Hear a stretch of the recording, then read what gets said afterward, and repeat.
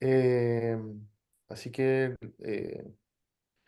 yo espero que sigamos teniendo la libertad de poder compartir las cosas que nos pasan, que echemos para afuera nomás, porque efectivamente mucha razón tiene usted, por algo lo dice, que esa, con- mantener esos sentimientos adentro sin externalizarlos, a lo mejor causa, puede ser la raíz de muchos males que tanto de nosotros hemos tenido por mucho tiempo y no externalizamos porque sentimos culpa, porque no es lo que me enseñaron de cuando era chico. En esos casos pienso de repente que la religión ha sido muy dura con nosotros, pero qué bueno tener esa libertad. Yo hoy día eh, quiero compartirles una con con mucha humildad. Lo que pasa es que muchos de ustedes yo los he leído, los he escuchado, y la verdad es que hay pocas cosas que yo me animo a hacer cuando hay gente que sabe más que yo. Eh, Esto es una patudez de parte mía, pero quería compartirlos también con ustedes.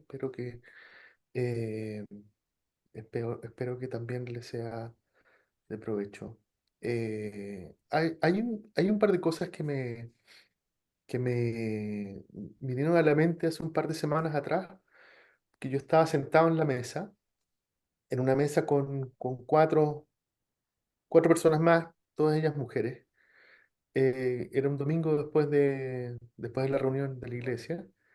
Y estábamos compartiendo, como muchas veces lo hacemos, unas empanaditas ricas ahí en la casa de mi mamá, que mi mamá hace empanadas los fines de semana. Entonces fueron algunas amigas de ella y yo también llegué ahí. Y estábamos conversando sobre, no sé cómo llegamos al punto, pero empezamos a conversar como de política. Y un poco la conversación en alguno de nosotros fue subiendo un poco de tono, fue un poco cambiando cambiando un poco el tenor de la conversación, más que todo por la frustración, no entre nosotros, sino por la frustración en algunas situaciones. Entonces, yo me hice la pregunta, eh, ¿cómo, cómo es que puedo hacer para poder cambiar la forma de pensar de algunas personas? Me encantaría. No sé si alguno de ustedes ha sentido esa sensación de querer cambiar la forma como piensan algunas personas. A mí me pasa bien seguido, pero si no es el caso de ustedes, que ustedes así como querer cambiar la forma de pensar de otras personas, a lo mejor pueden llegar al mismo puerto que yo, ¿cómo puedo hacerlo yo para cambiar mi forma, mi propia forma de pensar en algunas cosas? Entonces, por lo menos, alguna de esas dos preguntas, alguna de esas dos situaciones, asumo que alguno de nosotros ha estado. Y ahí es ahí donde, buscando por aquí y por allá, llegué al libro de Romanos. Quería, quería compartirles con ustedes sobre esto. Déjame ver la hora. Yo no sé cómo lo voy a hacer, pero yo creo que de aquí unos 20 minutos vamos a estar ok. Este, Dios es bondadoso, eso quería compartir con ustedes. Por supuesto que busqué la definición de bondadoso, porque de repente eh, son palabras que uno usa tan a menudo, pero que no sabía con profundidad qué es lo que significaba ser bondadoso. Un ser bondadoso es aquel que promueve actos de bondad a través de diversas actitudes y gestos de cariño, respeto y amor hacia quienes lo rodean. Así que me calzó perfectamente cuando yo digo que Dios es bondadoso. Creo que podemos estar de acuerdo en eso. Eh, por eso es que quería compartir con ustedes en el libro de Romanos, eh, capítulo 2. Denme un segundito, déjenme. Ahí sí. En el libro de Romanos, capítulo 2 de los versículos 1 al 4. Voy a leer en la palabra de Dios para todos. Dice así: Por esta razón eres inexcusable, tú que juzgas. porque pues cuando juzgas a otro, te condenas a ti mismo, porque lo mismo haces tú que juzgas. Sabemos que el justo juicio de Dios sobre los que practican tales cosas es verdadero. ¿Piensas, hombre, que juzgas a los que practican tales cosas y las haces, que tú escaparás del juicio de Dios? ¿O menosprecias la riqueza de su bondad, paciencia y clemencia? E ignoras, creo que me quedé atrás, espérame. No pasé el. Voy a leer el 3 para pasar al 4. Dije, lo que pasa es que Ok. la escritura aquí Dos, uno, no me cuatro. deja leer. Espérame. Ahora sí, lo voy a echar por un lado. Sí, Ahí sí. es obedecer la ley lo que nos hace. Perdón, Oye, en el Señor. versículo 3. Tú que juzgas a los que hacen esas cosas y hacen lo mismo, ¿cómo crees que escaparás del juicio de Dios? Versículo 4. Tienes que entender que Dios ha sido muy paciente y bondadoso contigo, esperando que cambies. Pero tú piensas que su paciencia nunca termina y no te das cuenta que Él es bueno contigo para que cambies tu vida. Esto es Romanos 2, del 1 al 4, la palabra de Dios para todos. Entonces, ¿cómo es que cambiamos nuestra forma de pensar? Es esperar que cuando terminemos esto podamos pensar que podemos cambiar nuestra forma de ser gracias a la dulzura de Dios, a la bondad de Dios. Eh, em, empecemos, empecemos recordando la audiencia de esta carta que escribe el apóstol más o menos unos 50 años después de Cristo.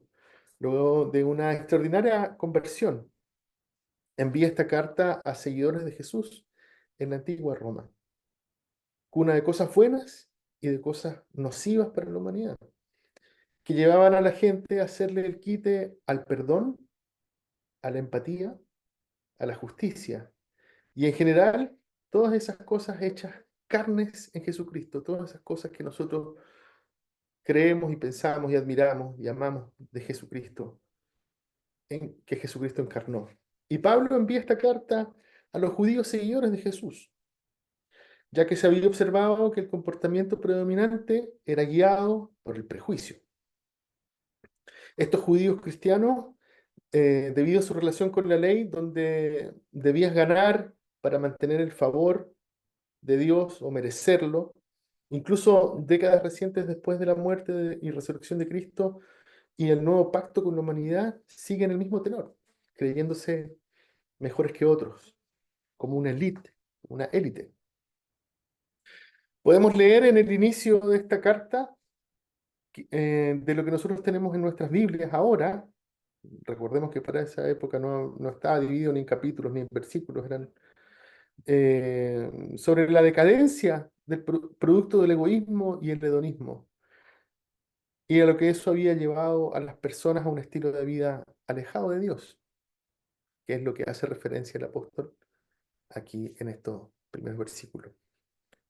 Les voy a leer lo que dice el versículo anterior, el capítulo anterior, justo al terminar, para que vean más o menos el contexto. Dice, son gente injusta, malvada y codiciosa, son envidiosos, asesinos, peleadores, tramposos y chismosos. Hablan mal de los demás, odian a Dios, son insolentes y orgullosos y se creen muy importantes. Siempre están inventando nuevas maneras de hacer el mal y no obedecen a sus padres. No quieren entender la verdad ni se puede confiar en ellos. No aman a nadie, ni se compadecen por nadie. El versículo 32 continúa y dice, Dios ya lo ha dicho y ellos lo saben, que quienes hacen esto merecen la muerte. Y a pesar de eso, no solo siguen haciéndolo, sino que felicitan a quienes también lo hacen. Eso es lo que Pablo escribía a esta gente judío-cristiana al empezar el relato que nosotros leímos al principio. Entonces, me imagino que estos judíos cristianos que escuchaban estas palabras decían a sí mismos, Así mismo hay que hacer. A los que pecan hay que juzgarlos ya. Todo ese estilo de vida lleva al juicio, a la ira de Dios. Leamos la Biblia hispanoamericana. El versículo 1 dice, por eso tú, quien quiera que seas, no tienes excusa cuando te eriges en juez de los demás. Al juzgar a otro, tú mismo te condenas, pues te eriges en juez, no siendo mejor que los demás. Pablo escribe a la gente judío-cristiana que pensaba que los gentiles no eran lo suficientemente buenos frente a Dios, que no lo conocen, que son malos, que fuman, que mienten, y más todavía. Por eso tú, quien quiera que seas, no tienes excusa cuando te eriges en juez de los demás. Al juzgar a otro, tú mismo te condenas, pues te eriges en juez, no siendo mejor que los demás. Podemos hacer una interpretación moderna ahora en estos tiempos, para nuestros tiempos. Pablo se dirige a las personas que están lidiando con el elitismo, el prejuicio, el racismo sistemático, personas que se creen mejores que los gentiles, por el antiguo pacto que Dios había hecho con ellos.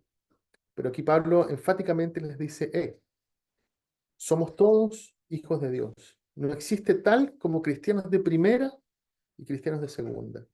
No hay nadie mejor que el otro, lo que es urgente para nosotros de aprender. Pablo está usando las enseñanzas de Jesús, el método de Jesús, quien hablaba a los judíos de la época, a quienes trataba de enseñarles que si quieren vivir de acuerdo a la ley, morirán por la ley. Si quieren vivir por las reglas, esas mismas reglas los van a condenar. 600 y tantas leyes tenían estos judíos de la época. Trataban de cumplir, y ellos trataban de cumplir esas leyes en su diario vivir. Jesús les muestra su fallo en todo su elitismo y el prejuicio y el racismo.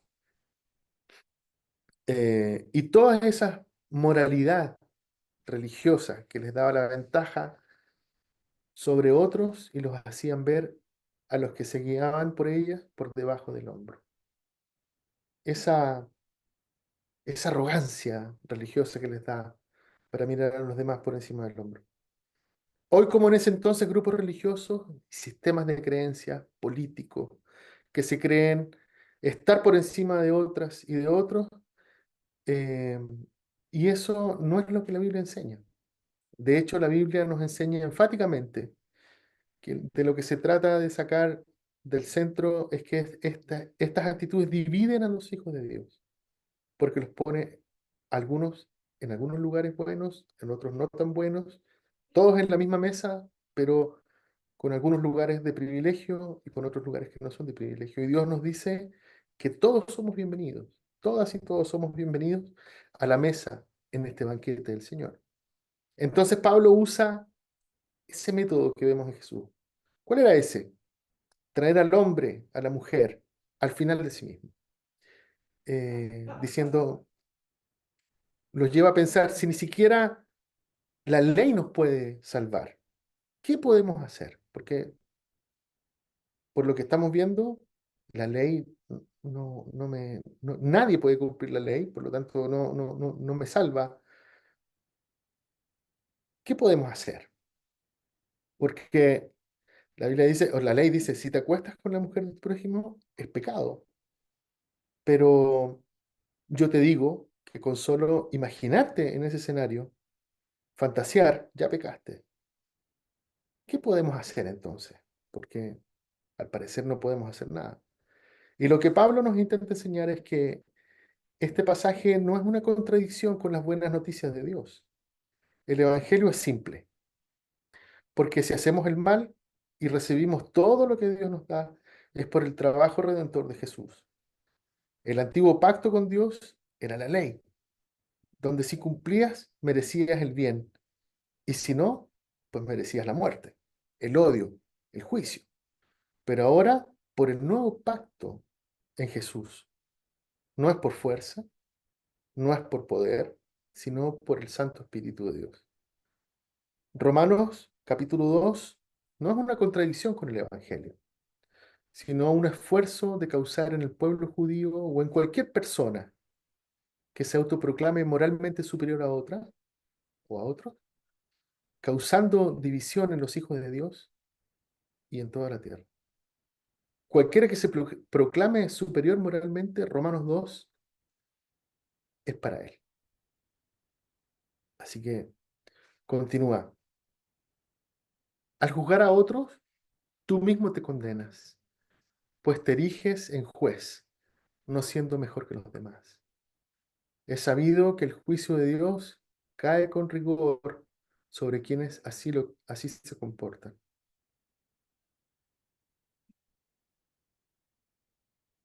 Voy, número 3. Y tú que condenas a quienes actúan así, pero te portas igual que ellos. ¿Te imaginas que vas a librarte del castigo de Dios? ¿Qué está haciendo Pablo? Diciendo, si quieres citar la ley, si quieres enfatizar que ustedes viven de acuerdo a la ley, yo les voy a probar que no son mejores a los que ustedes critican. Porque en realidad no la están cumpliendo, porque no son lo suficientemente buenos, no tienen buen corazón, no tienen buenas intenciones, no son como todos los demás, están destrozados, son envidiosos, necesitados, egoístas, celosos, lo que en realidad no los hace distintos a cualquier otro ser humano, destrozado y azotado por la difícil situación del libre albedrío. Dense cuenta, ¿van a seguir con esa actitud? Porque lo único que trae esa actitud elitista que ustedes tienen es juicio. Así que es un llamado del apóstol a estos amigos judíos cristianos. Dense cuenta, ¿ah? Amigo, date cuenta. El versículo 4 dice, ¿te es acaso indiferente la inagotable bondad, paciencia y generosidad de Dios? ¿Y no te das cuenta de que es precisamente esa bondad la que está impulsándote al arrepentimiento? Y cuando hablamos de arrepentimiento podemos hablar de un cambio de conducta. Entonces yo le puse cambio de conducta al tiro. ¿Y no te das cuenta que es precisamente esa bondad la que está impulsándote al cambio, a cambiar tu conducta? En otra versión, porque esta es la Biblia, la BHTI, no me acuerdo qué significan las siglas. Esta es una versión, la ESV, que está en inglés. Yo lo que hice fue traducirla, porque me pareció tan lindo lo que dice. El versículo 4 dice, las riquezas de su extraordinaria bondad te hacen darlo por sentado y despreciarlo. ¿No has experimentado lo amable y compasivo que ha sido contigo? ¿Te das cuenta que toda la riqueza de su extravagante bondad está destinada a derretir tu corazón y a llevarte a cambiar de conducta o al arrepentimiento? Me cautivó cuando dijo derretir tu corazón. Efectivamente, eso es lo que ha hecho el Señor con nosotros. Derretir tu corazón. ¿Te es acaso indiferente la inagotable bondad, tolerancia y paciencia de Dios? ¿Y no te das cuenta que es precisamente esa bondad la que está impulsándote a cambiar de conducta? Yo quise destacar ahí las palabras clave. Su bondad, su tolerancia y su paciencia. Hablando de bondad, cuando hablamos de dulzura, por eso el título de la reflexión. Dios es bondadoso, es dulce. Su tolerancia, cuando hablamos de una tregua. Y su paciencia. Cuando hablamos de paciencia me refiero a no usar el poder que se tiene para imponerse. Imponerse. Entonces, concluyendo, ¿saben cómo cambiamos nuestra forma de pensar?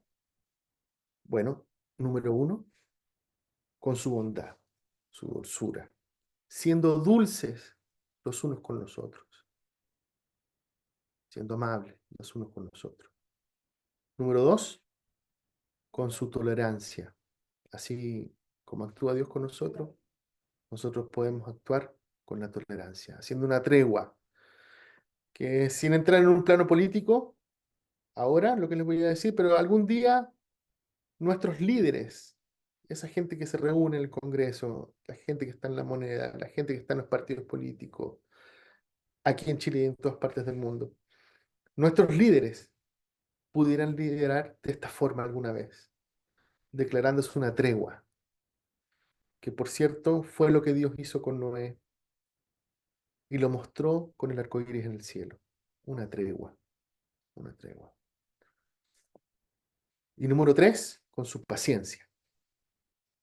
Con su paciencia, que quiere decir que es no usar el poder que se tiene para imponerse, es no valerse de tu posición de privilegio frente a otro para imponer tus términos. Con esos tres puntos que yo por lo menos quise destacar en esta pequeña reflexión, creo con todo mi corazón que es como Dios se ha portado con nosotros. Lo que ha hecho por ti y por mí. Ha sido dulce. ¿Sí o no que ha sido dulce? Ha sido bondadoso. Ha declarado la tregua con nosotros, conmigo, contigo. Y nos ha impuesto ante nosotros habiendo podido hacerlo. Imaginemos cómo sería el mundo, nuestra sociedad, nuestro entorno cercano, nuestra familia, si cambiamos nuestras formas de pensar o la de otros, cuando nos damos cuenta de que no somos lo suficientemente buenos, lo suficientemente santos frente a otros. ¿Qué podemos hacer si no depende de nosotros? Ha sido tan dulce con nosotros el Señor. Nos ha dirigido, no ha dirigido su ira contra nosotros. Ha tenido paciencia, ha sido generoso. Y aunque hemos merecido su castigo, ha hecho un pacto de paz con nosotros. Y no ha usado su poder para imponerse. A través de Jesús, colgado en una cruz, absorbiendo en su cuerpo toda la ira y el castigo de Dios, el cual nos merecíamos, y que, ¿y qué nos queda a nosotros?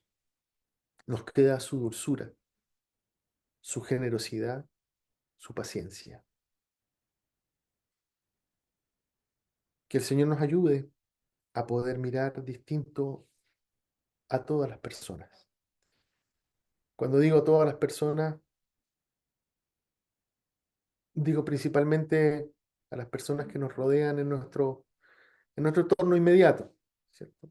Incluyendo, por ejemplo, al vecino problemático, que nos permita mirar distinto a, a nuestro suegro complicado, a nuestra suegra, a nuestra esposa, a nuestro marido, a nuestros ex, que nos permita mirar distinto a quienes no creen como nosotros, que nos permita mirar distinto al Señor a quienes no aman como nosotros también. Eh, por lo menos yo sé que es un camino largo poder cambiar de conducta, pero creo que esto es un buen primer paso, es un buen camino. Así que eso quería compartir con ustedes. Eh, yo espero que por lo menos tengan un poco de mi visión para que ustedes puedan reflexionar, si quieren así, pensarlo un poco más, si quieren hacérmelo saber, aquí estoy presente. Dale, Juan, gracias.